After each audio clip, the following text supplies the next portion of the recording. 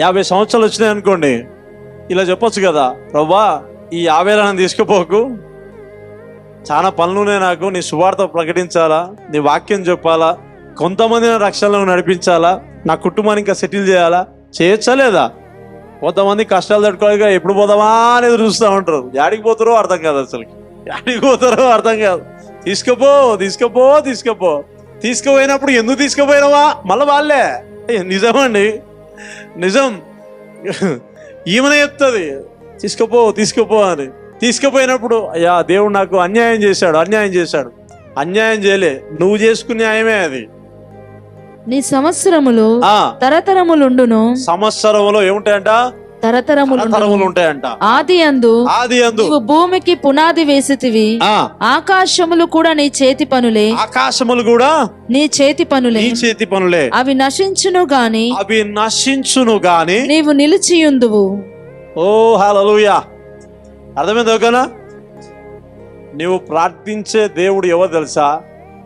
ఎల్ల కాలము అల్ఫయు ఒమేగా, నిన్న నేడు రేపు నిరంతరము ఏకరీతిగా ఉండే దేవుని మనం ఆరాధిస్తున్నాం. నీ నోట్లోంచి ఎప్పుడు అవిశ్వాసపూరితమైన మాటలు రావద్దు. అందుకే నేను అంటున్నాను, నువ్వు దేవుని దూషిస్తున్నట్టే. God is not hearing my prayers, stop it. మాట్లాడి బంద్ చేసేది. గాడ్ ఈస్ హియరింగ్, దేవుడు వింటున్నాడు కాబట్టి నువ్వు ఇంకా ఇలా ఉన్నావు.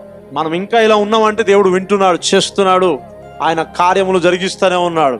ఇంకొంచెం ప్రార్థన చేయి, ఇంకొంచెం అంతే, ఇంకొంచెం.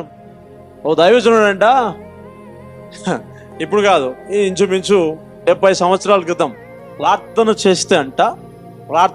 ప్రార్థన చేస్తే 3 రోజులు 4 రోజులు 5 రోజులు 40 days కూడా అట్లనే కొనసాగేదంట. Continue prayers day and night. మరి వాళ్ళకి చికెన్ గుర్తుకు రాదా, మటన్ గుర్తుకు రాదా, నాకేం అర్థం కాలే. కానీ అదైతే నేను చాలా ఒక స్ట్రెంత్ వచ్చింది. ఏం ప్రేయర్స్ అది? కంటిన్యూ ప్రేయర్స్ అంట. నో డ్రాప్ ఆఫ్ వాటర్ అంట, నో డ్రాప్, ఒక్క చుక్క నీళ్ళు లేకుండా కంటిన్యూ 40 days ప్రేయర్ అంట. ఏం జరిగిందో తెలుసా? అడగండి ఏం జరిగిందో చెప్తా. దేశం మార్చబడ్డది. ఒక్కరు కాదు, ఇద్దరు కాదు, దేశం మార్చబడ్డది.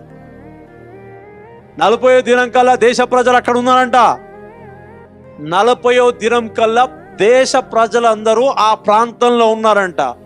అది పెద్ద జన సమూహంగా మారిపోయిందంట. ప్రార్థనకి దేవుడు కదిలింపబడతాడు, ప్రభు దిగు వస్తాడు. హల్లెలూయా. నాకు భలే అనిపించింది. కూటాలు జరిగితే 2 రోజులు కూటాలు ఎప్పుడైపోతుందా అని ఎదురు చూస్తాం మనం. నెలలు ప్రార్థన జరిగిపోయిందంట. డేస్ కంటిన్యూ ప్రేయర్స్ అంట. నిజంగా అలాంటి ప్రేయర్స్ కి బంధకాలు కొట్టివేయబడతాయి. అలాంటి ప్రార్థనలకి బంధకాలు కొట్టివేయబడతాయి. అందు నీవు భూమికి పునాది వేసితివి, ఆకాశములు కూడా నీ చేతి పనులే. అవి నశించును గాని నీవు నిలిచియుందువు. అవి అన్ని వస్త్రము వలె పాతగిలును, ఒకడు అంగవస్త్రమును తీసివేసినట్లుగా నీవు వాటిని తీసివేయుదువు. అవి మార్చబడును. నీవు ఏకరీతిగా ఉండువాడవు. నీ సంవత్సరములకు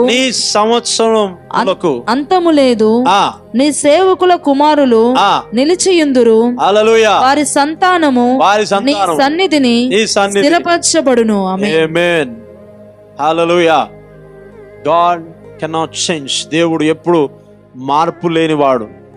అవునా? అందుకనే నీవు అద్భుతాల కోసం ప్రార్థన చేయాలా, సూచక్రియల కోసం ప్రార్థన చేయాలా, సన్నగిల్లకుండా చేతులు ఎత్తుతూనే ఉండాలా, సన్నగిల్లకుండా మొర పెడతానే ఉండాలా. ప్రార్థన జీవాన్ని ఇస్తుంది నీకు. హల్లెలూయా. దేవుడు తన మాటలు మన వెనుకల్లో దీవించును గాక.